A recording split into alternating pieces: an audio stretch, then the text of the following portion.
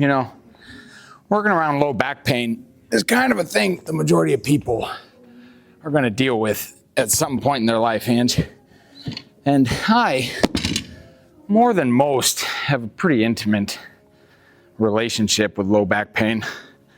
Having fractured my back when I was a teenager and then trying to compete in strength sports in my 20s and doing good at it, but like definitely dealing with flare-ups here or there that I had to overcome, and then being a clinician and a strength coach and learning how to push people through their pain and myself through pain, you realize that it's something you're going to deal with at some point. If not low back pain, you're going to deal with some kind of like overuse thing.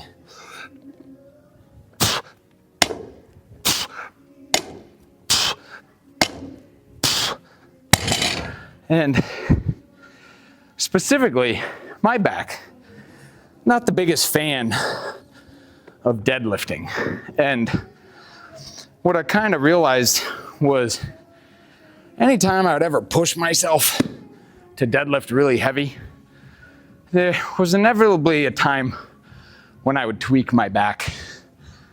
And it just seemed like I would always like push really heavy, tweak my back, push really heavy, tweak my back.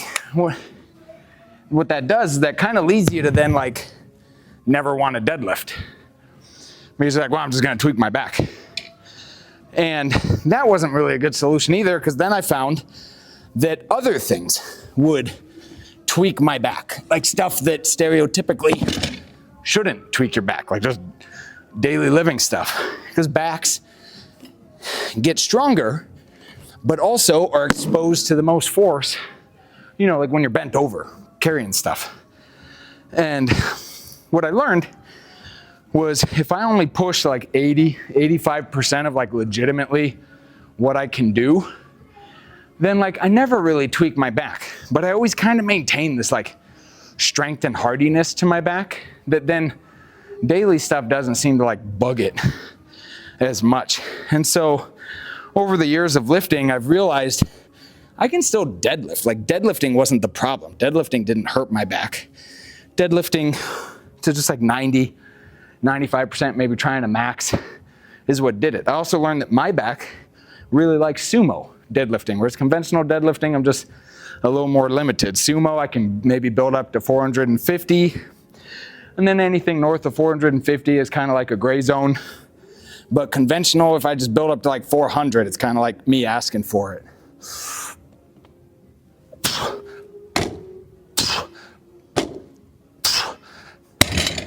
All that said, if you're dealing with low back pain, don't shy away from the idea that you can't do anything with your back, or the thing that tweaked your back is the bad thing.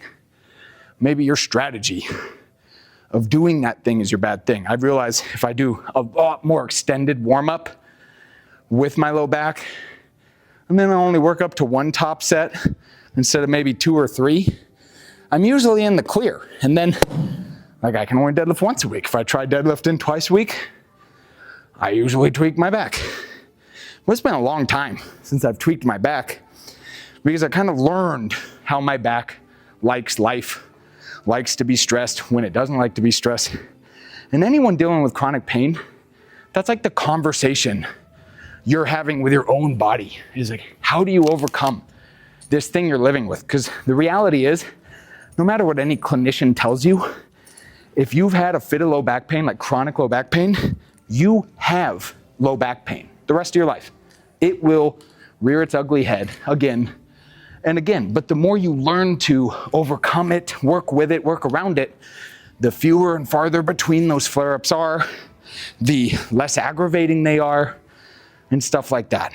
So don't see that as a defeated mindset of, shucks, I can't get away from it. I need a pill, a potion, an insertion, a surgery. That might be the reality for some people's low backs, is they need a little assistance. But the vast majority of people can learn to listen to their body and push their body and overcome their circumstance. And just like I have overcame the fact that I still have a fracture on imaging in my low back, you can probably overcome your low back pain too.